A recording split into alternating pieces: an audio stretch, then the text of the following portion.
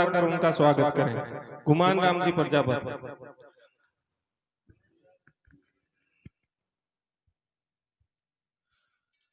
बीरम राम जी गारू से निवेदन कर रहा हूं कि वो सोमनाथ जी महाराज का माला पहनाकर स्वागत करें। बीरम राम जी आ जाएं साथ में।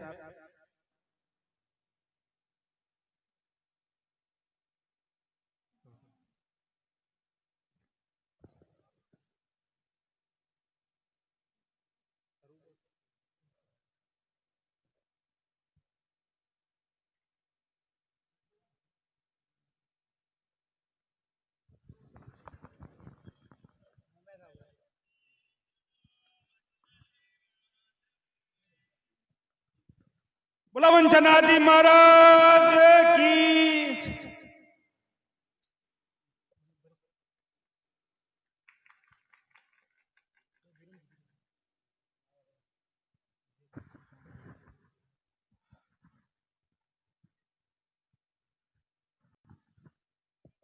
रामजीवन जी मेघवाल से निवेदन कर रहा हूं कि वो सुखदेव जी महाराज का 100 लौटाकर स्वागत करें।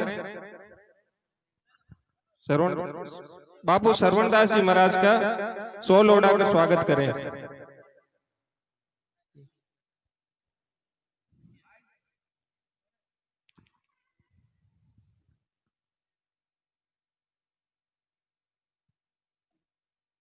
जगदीश राम जी सेंगवा से निवेदन है कि वो श्रवणदास जी महाराज का माला पहनाकर स्वागत करें। जगदीश राम जी।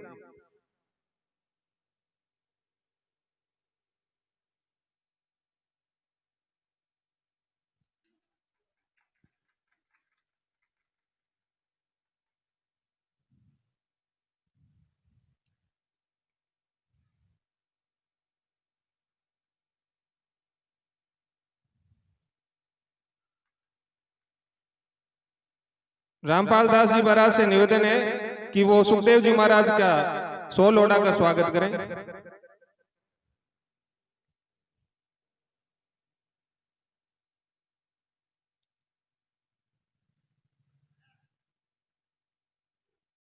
बालाराम जी सुतार से निवेदन है कि वो सुखदेव जी महाराज को माला पहनाकर उनका स्वागत करें।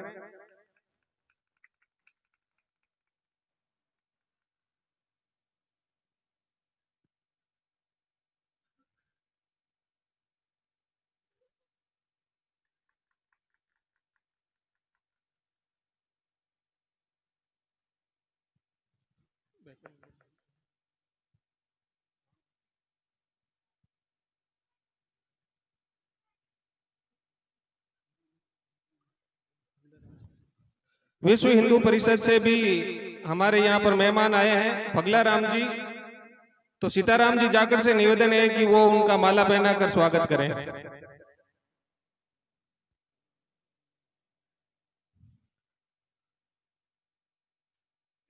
विश्व हिंदू परिषद से ही धर्म प्रसार प्रमुख है मूला राम जी, सोनपुरी से निवेदन है सोनपुरी जी से कि वो उनका माला पहनाकर स्वागत करें।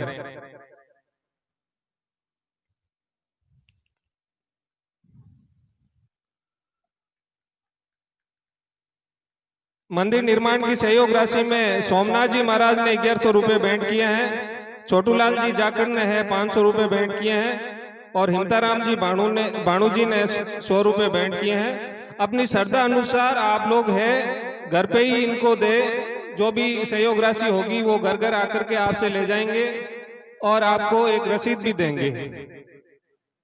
आज आप अगर इच्छानुसार बोला सकते हैं यहाँ पर तो अनाउंस करवा सकते हैं। बोलिए मंछना जी महाराज की, मर्यादा पुरुषोत्तम श्री राम जी की। 2100 रुपए श्रवणदास जी बापू श्रवणदास जी महाराज की तरफ से मंदिर निर्माण हेतु सहयोग राशि।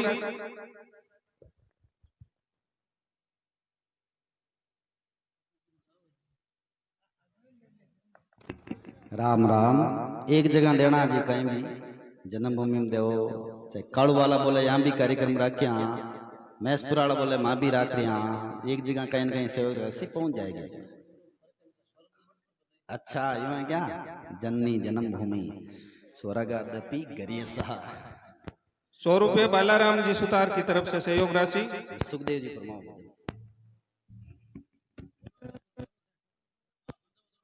एक बोला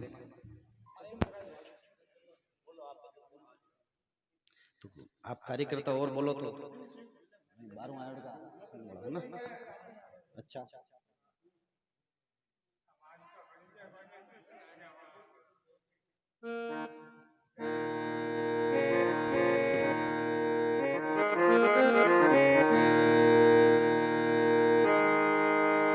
तात मिले पुण्य मात मिले सुत भ्रात मिले युवती सुखदाई।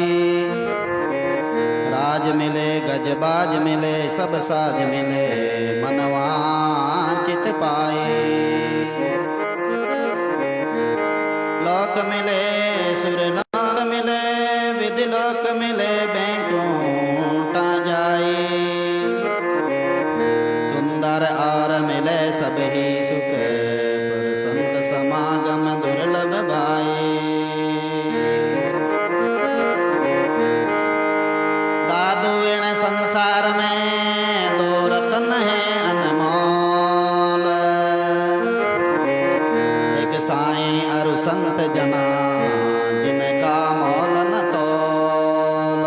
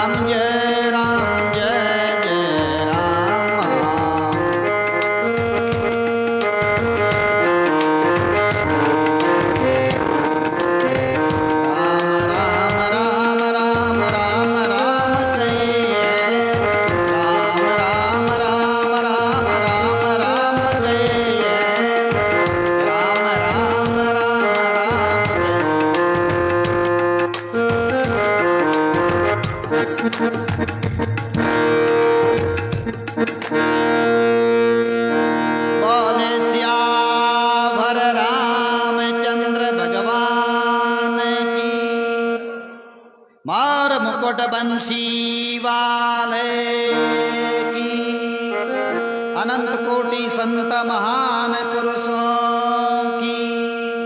प्रेम से बोलो राम। तो महापुरुषों की वाणी शास्त्र में कई जगह ऐसा प्रमाण आता है कि भगवान स्वयं अंतर्ध्यान होते होते स्वयं मूर्तिमान होकर के विराजमान हुए हैं। जैसे रविदास जी महाराज का ये पद है, बड़ा सुंदर पद है रविदास जी महाराज का।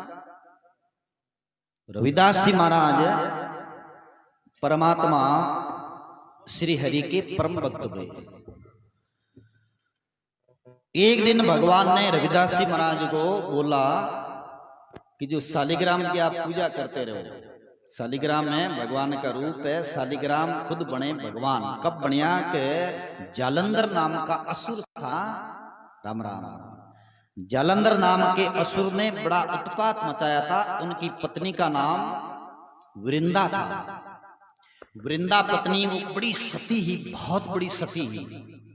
तो वृंदा पत्नी के कारण से जालंधर नाम का बहुत बड़ा दैत्य महादेव जी से भी पराजित नहीं होता था और धरती पर बड़ा उत्पात मचा दिया था। और यहाँ तक कि गायों को मारना, मंदिर तोड़ना, साधु संतों को सताना और ऋषि मुनियों का खून चूसना, ऐसे ऐसे बड़े बड़े दुराचार उसने करना शुरू कर दिया। त्रिलोकी में किसी से भी नहीं मरे ऐसे असुर। तब महादेव जी आते हैं, पाशुपत अस्त्र लेकर के महादेव जी पधारते हैं और मारते हैं, लेकिन वो महादेव जी से भी नहीं मरा। तो इसका अर्थ ये है कि सती के पास में कितनी बड़ी शक्ति है। तभी तो मारवाड़ी में कहावत है कि सत का पांकड़ा तो भगवान भी नहीं काट सके, क्योंकि सती पीछे है तब तक तो मरेगा नहीं। सत के कारण से वो अधर्म कर रहा है, कर तो अधम रहा है, लेकिन सत्य के कारण से कर रहा, वो असत्य से नहीं होता है, सत्य के कारण से कर रहा। तब भगवान राम जी ने शालिग्राम बन के उनका सत्य भंग किया। और फिर जालंधर की ये जो अंत हुआ जालंधर का, वे शालिग्राम भगवान खुद बने। उस शालिग्राम की पूजा करने के लिए भगवान ने रविदास जी को बोला। तो रविदास जी महाराज भी अपने जो कुटिया थी ना, कुटिया में छोटा सा मंदिर बनाया। देखो, मंदिर बना करके शालिग्राम जी की पधरावणी कराई। पधरावणी करा करके हमेशा वे पुष्पों से, जल से, तिलक आदि से पूजा करते थे। बोले आप बोलोगे कि रविदास जी महाराज तो निर्गुण को मानते निर्गुण को। देखो, सगुण और निर्गुण दो धाराएं हैं। मूर्ति की स्थापना करना ये एक श्रद्धा, भक्ति, भावना, उसको केंद्रित करने की जगह है। पहले के जमाने में हर गांव में मंदिर आज भी होते। तो मंदिर होने का अर्थ ये होता कि देखो भाई, तुम सही बोले कि नहीं बोले? बोले नहीं, मैं सही बोल रहा हूं। देख, मंदिर में बढ़ना पड़ेगा। मंदिर में बढ़ने का अर्थ है कि बुट ज्ञान बहादुर मैंने धर्म सिर पे रखो, सत्य सिर पे रखो। मंदिर में बढ़ गया झूठ तो पतन हो जाएगा, ध्यान रख लेना। इसलिए मंदिर होता गांव में कि साथ झूठो निवड़ो नहीं वे, कोई देख क्या नहीं, लेकिन भगवान तो देख रहा है, भगवान तो साक्षी है। अरे मंदिर में बढ़ना पड़ेगा, जन में डरता पहले ही निवेड़ो कर लेता, मंदिर में बढ़ता ही को नहीं। तो डर लाग तो मतलब मूर्ति से, भगवान के मंदिर से, क्योंकि सत्य जो है सत्य होता है और धर्म के लिए लोग कुर्बान देते हैं। स्थापना कर दी, स्थापना करी तो रविदास जी महाराज तो सिद्ध पुरुषा। रविदास जी महाराज के यहाँ बहुत सारे दूर दूर से लोग आने लग गया। और अटा तक की मेवाड़ के अंदर है चित्तौड़गढ़ की महारानी जालीबाई जी, जो मेरा मैजीरा सासू जी आ, वे भी है जो मंत्र दीक्षा लेने वास्ते निकलिया आप साथ सेवक लेने की, मैं कोई गुरुदेव से मंत्र दीक्षा लूंगी। तो वे रानी सा तीर्थों की यात्रा में निकलते निकलते काशी जी पधारिया। तो बेनी आत्मा नहीं मानेगी कि सदगुरु धारण करा। आखिर वे कई मठाधीशों नाट पधारिया तो भी नहीं, आत्मा नहीं मान रही है। जन के क्यों आटे एक रविदास जी भी रहे। अच्छा, रविदास जी के दर्शन करना चालो। रविदास जी का दर्शन करने के लिए जावे, उस समय में दर्शन करते ही बोले एज सतगुरु है, गुरु धारण कर लेते हैं। तब रविदास जी ने कहा अरे नहीं नहीं, मैं जाति से चमार हूं और आप महारानी सा हो, और किस प्रकार आप गुरु धर्म निभाओ, किस तरह से हटाओ। और आप समाज रा लोग विरोध करी, ठाकर राजा महाराजा कहीं बोली, ये वास्ते मेरे से मंत्र दीक्षा मत लो। आप रानी सा ने कह दिया लेऊंगी तो मैं मंत्र दीक्षा आपसे ही लेऊंगी, दूसरा से नहीं लेऊंगी। तो फिर कबीर साहब ने आकर के रविदास जी से कहा कि महारानी से का बहुत सुंदर भाव है, इसलिए आप मंत्र दीक्षा दो। तब रविदास जी ने महाराज ने मंत्र दीक्षा दी। तो वहां के ब्राह्मण पंडित और अन्य जो मुल्ला मौलवी वे भी है रविदास जी ईर्ष्या करने लगा कि अरे महारानी सा राजस्थान रा चित्तौड़ रा महारानी सा वे मंत्र दीक्षा ले ली जना, अपने तो अब कौन खीर पूरी खिलाए अपन वास्ते अब कहीं करा विरोध करो कि पूजा पाठ क्यों हरू करी थे। आ रहा भगवान री पूजा पाठ तो मान लो करा के। तो राजा वीर सिंह बघेला, हा उन टाइम राजा काशी जी रा वीर सिंह बघेला के दरबार में वह बात पहुंची। तो वीर सिंह बघेला ने रविदास जी को बुलाया कि महाराज जी आ कहीं बात है, ब्राह्मण देवता सब कह रिया कि माने वेदम पूजा ज्यों पूजा करा। रविदास जी शूद्र है, वो शूद्र ने पूजा करने का अधिकार नहीं है। तो रविदास जी मैंने तो भगवान बोलिया कि पूजा करने के लिए। तो भगवान कब आया था ना बोलने, भगवान आया सा मैंने शालिग्राम की पूजा करने के लिए बोलिया पूजा पाठ करो। तब राजा ने बोला ठीक है, फिर भगवान आया। तब भरी सभा के अंदर शालिग्राम जी को विराजमान करो, और ब्राह्मण देवता आपके शालिग्राम जी है तो आप रखना जाए, और रविदास जी आप रा शालिग्राम जी है तो आप रखना जाए। सब जना की बात तो बहुत बढ़िया बात है, जिना शालिग्राम जी है जिना भगवान है वे पधार जाए अपना। भरी सभा लगी वीर सिंह बघेला के दरबार में, काशी राज के दरबार में। और वहां बीच सभा में ठाकुर जी महाराज जो शालिग्राम जी है उनको विराजमान कर दिया। पुष्प चारों ओर अर्पण कर दिए गए, सुगंधित वस्तुएं पदार्थ छिड़क दिए गए। और अब पंडितों से कहा कि देखो पंडितों, पहला अधिकार आप कह रहे हो कि ठाकुर जी पर भगवान पर हमारा अधिकार है, तो आप भगवान ने बुलाओ। अब ये मंत्र बोलने लग गया, सच्चिदानंद घन रूपाय विश्वोत्पत्त्यादि हेतवे तापत्रय विनाशाय श्री कृष्णाय वयम नमः पधारो। अभी गुण भगवान को वसुदेव सुतम देवम कंस चाणोर मर्दनम देवकी परमानंदम कृष्णम वंदे जगत गुरुम। फिर भी नहीं आया। और महाराज जब वे थक गया तो बोले अब रविदास जी आपकी बारी है, आप बुलाओ।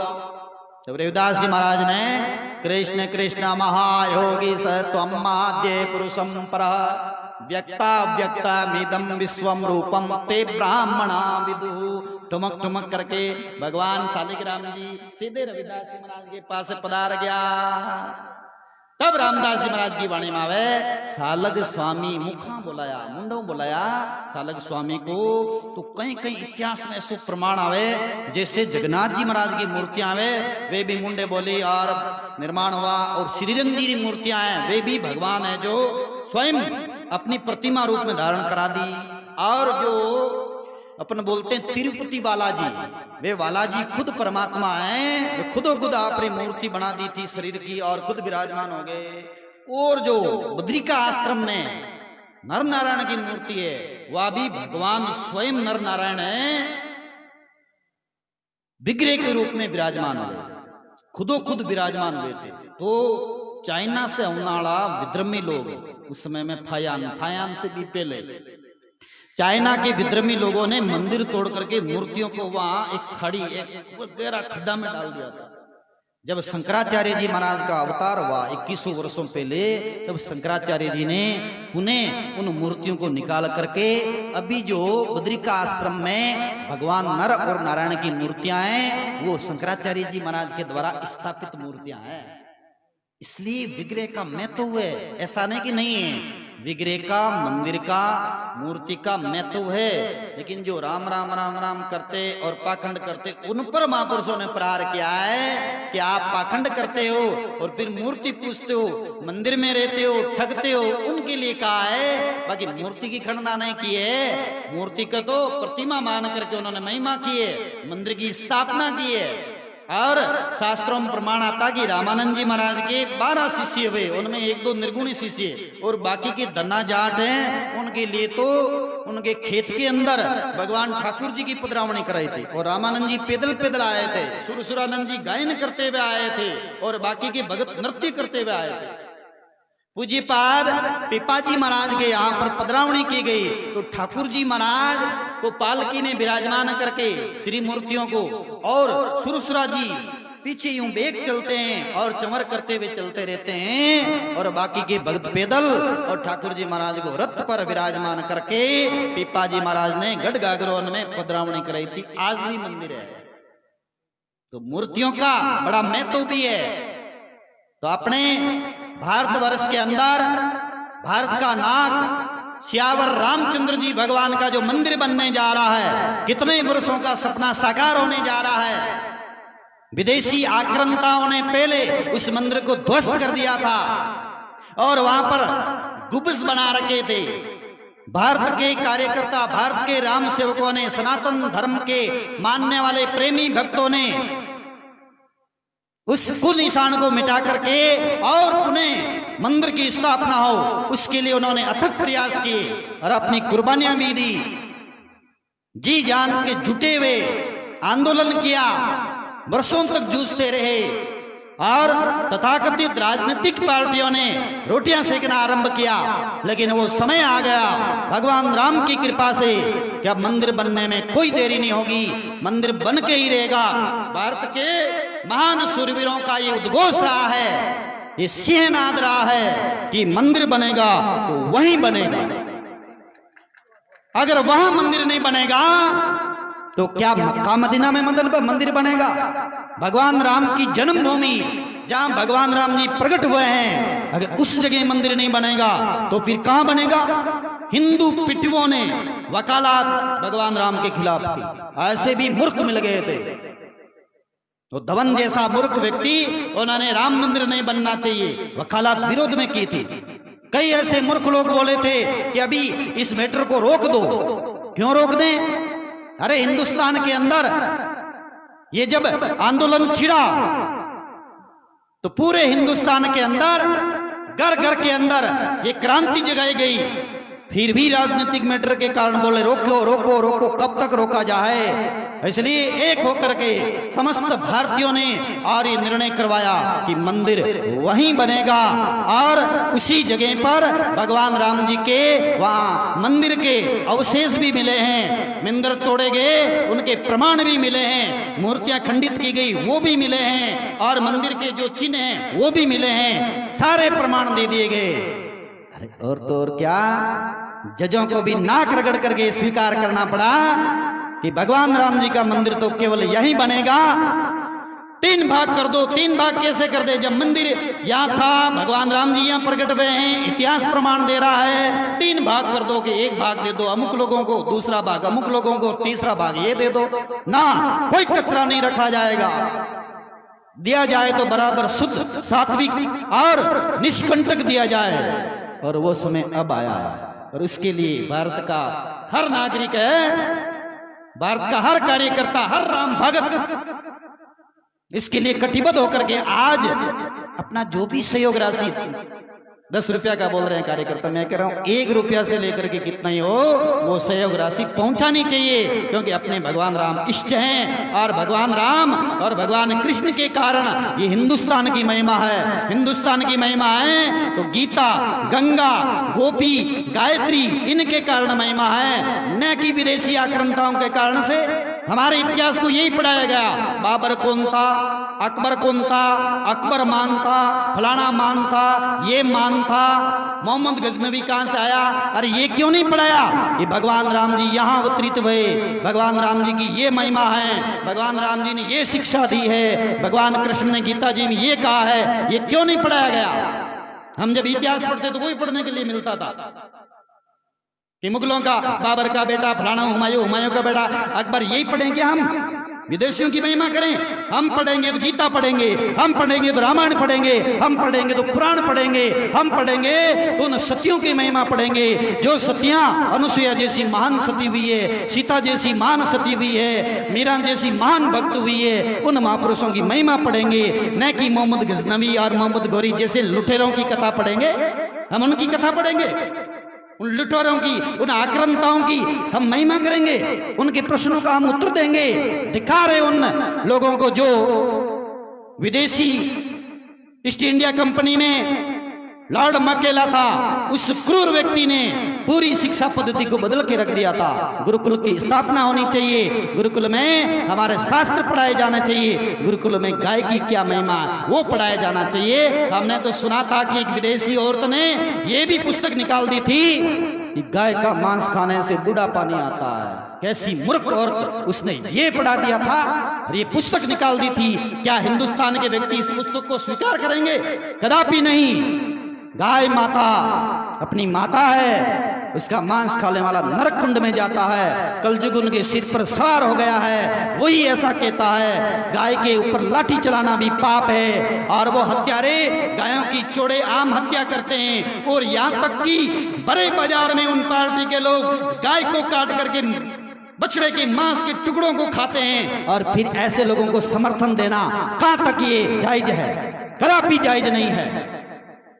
उनके मुख्य उनके आगेवान, उनको ये सोचना चाहिए कि हिंदुस्तान की माता है तो गाय है, ये विदेशी औरत माता नहीं है। हिंदुस्तान की माता गाय है, हिंदुस्तान की माता दुर्गा है, हिंदुस्तान की माता ये भारत की भूमि है, न कि विदेशी औरत जो घुलियों में फिरने वाली, गुलपिया खाने वाली और यहाँ करके राज कर रही है। क्या हिंदुस्तान के अंदर वो विद्वान नहीं है? क्या हिंदुस्तान में शेर नहीं है? क्या हिंदुस्तान में शतरंजियां नहीं है यहाँ पर। राज्य करेगा तो भारत का शेर करेगा, न कि ये विदेशी आक्रांता या विदेशी और हिंदुस्तान में राज करेगा तो हिंदुओं को चाहने वाला ही राज करेगा। और ये उल्लू बनाने वाले लोग, विदेशों में पढ़ के आने वाले काले कपड़े वाले, ये काले कोट पहन करके बोलते हैं कि रामायण क्या है कल्पित है, राम जी क्या है कल्पित है। ऐसे लोगों की बात को मानेंगे? कदापि नहीं मानेंगे। काले कोट पहन के आ गए, विदेशों में पढ़ करके LLB कर ली और क्या है धर्म कुछ नहीं है, संत क्या है कुछ नहीं है। ये कहां से सिखा दिया आप लोगों ने?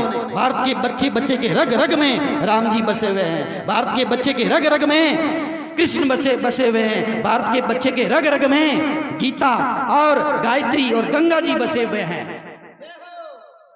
जय है। तो अब अधिक नहीं बोल करके, क्योंकि संत महापुरुष विराजमान है तो भजन वाणी सुनेंगे अपन। मैं तो ये टाइम लेके बैठ गया। सोमनाथ जी महाराज की कृपा से मुझे और टाइम मिला तो मैंने टाइम ले लिया आपका। तो सज्जनों सहयोग करें और अब अपन जो है सोमनाथ जी महाराज और सुखदेव जी महाराज विराजमान है, उनकी वाणी के पद भी श्रवण करें। सुखदेव जी महाराज बड़ा सुंदर पद सुनाते हैं। बोलिए सियावर रामचंद्र भगवान की, गौ माता